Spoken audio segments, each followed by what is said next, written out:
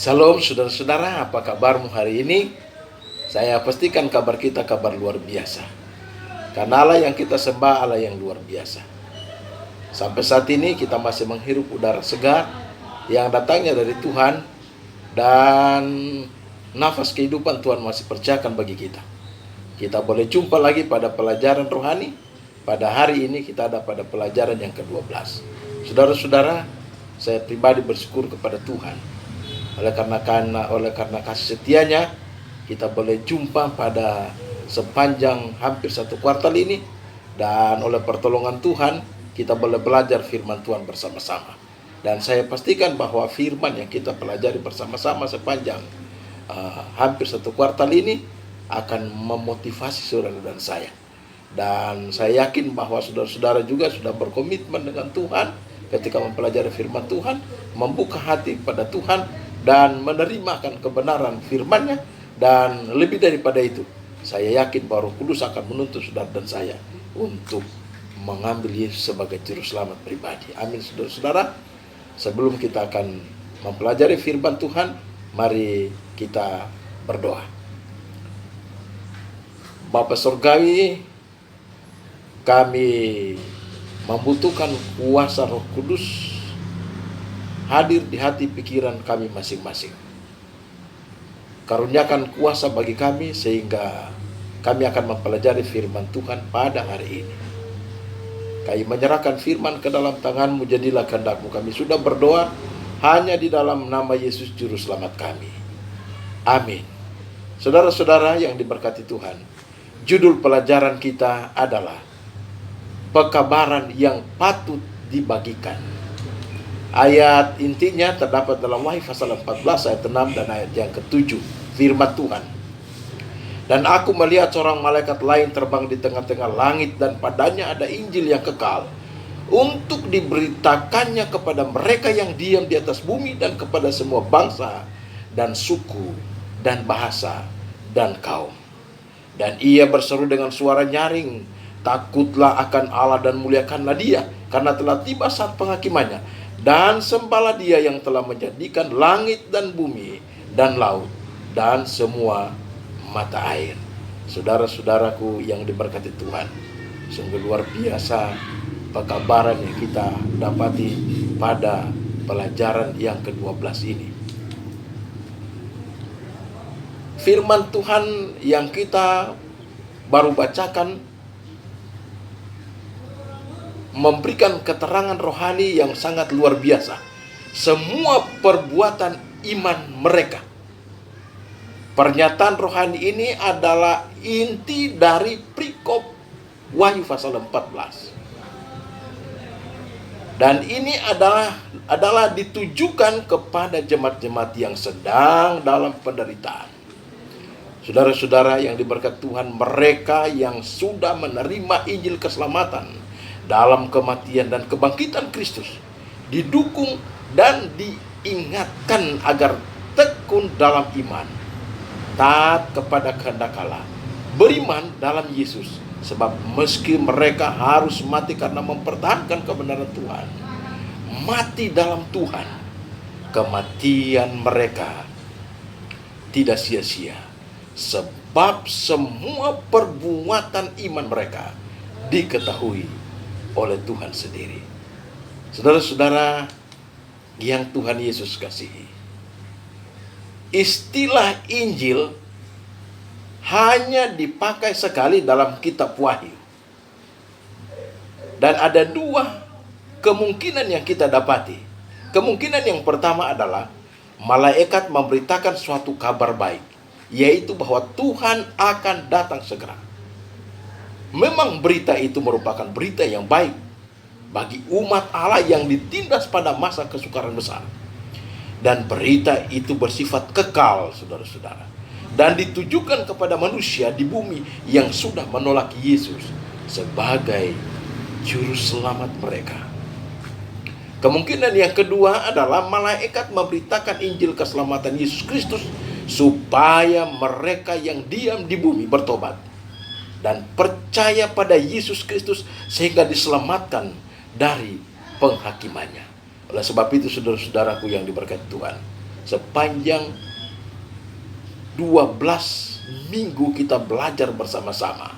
Saya mau ingatkan kepada saudara-saudara, tidak cukup saudara-saudara kita hanya percaya kepada Yesus. Mengapa? Karena begitu banyak umat manusia di dunia ini yang hanya percaya kepada Yesus, tetapi tidak menuruti akan perintah-perintahnya. Oleh sebab itu pelajaran firman Tuhan pada pelajaran 12 ini akan memberikan satu pekabaran yang sangat luar biasa bagi saudara dan saya. Nah, saudara-saudara yang diberkati Tuhan, Tuhan mengundang semua orang untuk mencari hidup kekal supaya datang kepadanya, bergabung dalam mengundang orang lain untuk menerima pekabaran kasih-Nya, untuk mempersiapkan dunia bagi kedatangannya yang segera. Ada sukacita saudara-saudara, ada kegembiraan ketika kita bergabung dalam misi penyelamatan pada akhir zaman. Karena Yesus akan datang segera. Nah, saudara-saudara, perlu kita perhatikan bahwa kedatangan Yesus ini ada 3 hal yang perlu kita perhatikan. Yang pertama, kedatangan Yesus bagi kita secara pribadi. Artinya kematian. Oleh sebab itu, sementara masih ada nafas kehidupan, Tuhan percayakan bagi saudara dan saya, mari saya mengajak saudara-saudara, kita lebih mencari kebenaran Yesus Kristus. Cari dahulu kerajaan Allah dan kebenarannya. Banyak orang mencari kerajaan Allah tapi tidak mencari kebenaran. Oleh sebab itu harus mencari kebenaran Allah. Karena ketika kita mencari kebenaran Allah, walaupun pada akhirnya kita akan mati, tapi yang pasti kita akan mati di dalam Tuhan. Dan saudara-saudara, kematian ini berlaku sangat cepat bagi saudara dan saya, bagi seluruh umat manusia. Oleh sebab itu, ketika masih ada kesempatan bagi saudara dan saya, saat ini saudara-saudara, buatlah komitmen untuk lebih dekatkan diri kepada Tuhan, lebih dekatkan diri kepada sumber kebenaran itu, dan mengambil Yesus sebagai juru selamat pribadi, taat kepada perintah-perintahnya. Yang kedua saudara-saudara, kedatangan Yesus pada kali yang kedua untuk menyelamatkan orang-orang yang melakukan kebenaran firman Tuhan dengan hati yang terbuka, dengan hati yang jujur. Yang berikut saudara-saudara, kedatangan Yesus yang ketiga kali untuk menghapus segala kefasikan dan kejahatan, menghapuskan ketidakbenaran yang dikomandangkan oleh begitu banyak orang yang mengaku menjadi pekabar Injil Tuhan. Saudara-saudara yang diberkati Tuhan, apa tujuan pekabaran Wahyu 14 bagi generasi abad ke-21 ini?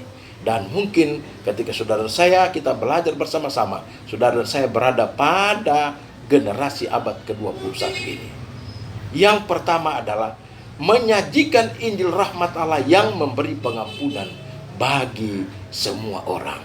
Yang kedua adalah, saudara-saudara, jika Injil rahmat Allah ini disampaikan, ketika kita menerima, maka kita akan membersihkan, firman Tuhan akan membersihkan kita dari kesalahan dosa dan memberi kita kekuatan untuk menjadi pemenang. Yang ketiga saudara-saudara yang diberkati Tuhan, pekabaran ini memberikan bagi saudara dan saya untuk kita lebih menyatakan keyakinan kita bahwa Kristus telah menciptakan kita dan menebus kita dari kesalahan dan dosa. Ingat saudara-saudaraku yang diberkati Tuhan, bahwa semua ketidakadilan, semua ketidakbenaran yang dipraktekkan oleh para hamba-hamba Tuhan, para pelayan Tuhan yang mengkhotbahkan Injil Tuhan namun memutarbalikan kebenaran ini menjadi keuntungan, tidak akan bertahan selamanya, akan berakhir pada hari penghakiman terakhir ketika Yesus menyatakan dirinya. Dan jika kita menjadi pelaku firman, saudara-saudara, kita harus mengakui Yesus sebagai juru selamat pribadi. Kita mengakui kebenaran Yesus Kristus yang dituangkan di dalam kitab suci, yang Allah mengilhamkan para hamba-hambanya untuk menuliskannya pada kitab suci. Dan kitab suci ini menjadi dasar berpijak untuk iman dan kerohanian saudara dan saya. Saudara-saudaraku yang diberkati Tuhan, tanpa sadar bahwa saudara dan saya, kita ditetapkan di dunia sebagai penjaga dan pembawa cahaya jika kita menyampaikan kebenaran firman Tuhan. Dan kita membawa amaran terakhir bagi dunia yang akan binasa. Pada mereka ini, saudara-saudara, bersinar terang ajaib dari firman Allah. Diberikan pekerjaan penting untuk memberitakan pekabaran malaikat ketiga. Dan tidak ada hal-hal lainnya yang menyita perhatian mereka. Di dalam buku Mari Bersaksi halaman 138. Oh saudaraku yang diberkati Tuhan, ada buah ketaatan kepada kebenaran firman Tuhan. Jika kita mempunyai hubungan dengan Yesus, menghidupkan kebenarannya, kita akan luput dari penghakiman. Dan apa pertanyaan yang kita dapati pada hari ini adalah, apa kebenaran yang harus dihidupkan? Di dalam Wahyu pasal 14 ayat 7, Wahyu pasal 4 ayat 11, Kejadian 2 ayat 1 sampai ayat yang ketiga, Keluaran pasal 20 ayat 8 sampai ayat 11. Ayat-ayat terang firman Tuhan pada saat ini menegaskan bahwa kita harus menghidupkan, kita harus mengikuti teladan Yesus di dunia ini. Apa teladan Yesus yang Yesus tinggalkan di dunia ini? Saudara-saudara yang kekasih dalam Yesus Kristus, Alkitab menginformasikan, menurut kebiasaan, Yesus datang ke rumah ibadat pada hari Sabat. Dia membacakan akan firman Tuhan. Oleh sebab itu, saudara-saudara, ayat firman Tuhan pada hari ini menegaskan kepada saudara dan saya untuk menguduskan hari Sabat, hari yang dikuduskan oleh Allah. Hari ini Allah menguduskan, Allah berhenti dan Allah memberkati. Nah, saudara-saudara, mengapa demikian? Karena iblis telah menyerang hari Sabat. Dia tahu bahwa itu adalah jantung peribadatan. Dan hari Sabat meninggikan Kristus sebagai pencipta. Dan semua orang harus menyembah Dia yang telah menciptakan langit dan bumi. Wahyu 14 ayat yang ke-7. Saudara-saudara yang diberkati Tuhan, hari Sabat yang benar berpusat pada Allah, dan kita mendapat istirahat jasmani dan mendapat keamanan perlindungan dari Kristus pada hari kedatangan Yesus yang kedua kali. Sedangkan Sabat yang palsu melambangkan pengganti manusia dan kepalsuan berdasarkan pada alasan manusia dan keputusan buatan manusia. Ini saudara-saudara sama sekali tidak ada perlindungan dari Kristus pada hari kedatangannya yang kedua kali. Ingat saudara-saudara, Allah menginginkan semua orang harus diselamatkan masuk ke dalam kerajaan surga. Allah tidak menginginkan kebinasaan orang fasik. Allah menginginkan semua orang harus diselamatkan. Setan menginginkan semua orang tidak diselamatkan atau dibinasakan bersama-sama dengan dia. Oleh sebab itu saudara-saudara, pilihanmu pada hari ini menentukan nasibmu, menentukan keturunanmu. Jika saudara saya memilih berpihak kepada Allah dan kebenarannya, maka saudara-saudaraku yang diberkati Tuhan, pasti kita akan diselamatkan. Tetapi jika saudara dan saya memilih untuk mengikuti pengaruh dunia ini, mengikuti para hamba-hamba Tuhan yang tidak bertanggung jawab atas kebenaran firman Tuhan, yang memutarbalikkan kebenaran firman Tuhan, maka saudara-saudara, pasti saudara saya tidak akan mendapat perlindungan dari Yesus sendiri ketika dia datang pada kali yang kedua. Saudara-saudara yang diberkati Tuhan, apa yang kita harus dapati di dunia ini? apa yang menjadi tujuan kehidupan saudara dan saya. Mungkin saudara sepakat dengan saya, yang menjadi tujuan kehidupan saya di dunia ini adalah mencari Yesus. Yang menjadi tujuan kehidupan saya di dunia ini adalah mencari kerajaan Allah dan kebenarannya. Dan yang menjadi tujuan kehidupan kita di dunia ini adalah menerima Yesus sebagai juru selamat pribadi. Mengapa demikian saudara-saudara? Karena kita disiapkan untuk diselamatkan. Dunia ini hanya tempat persinggahan. Oleh sebab itu saudara-saudaraku yang diberkati Tuhan, ketika kita mempelajari firman Tuhan, maka saya berdoa saat ini untuk pribadi saya dan pribadi saudara-saudara.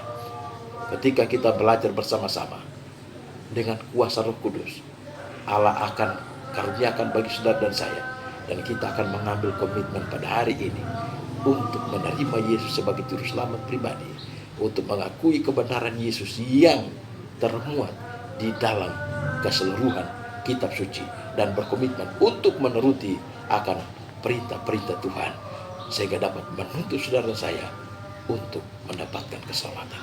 Tuhan Yesus memberkati kita. Kita berdoa. Terima kasih Bapa di surga untuk berkat rohani yang kami peroleh pada hari ini.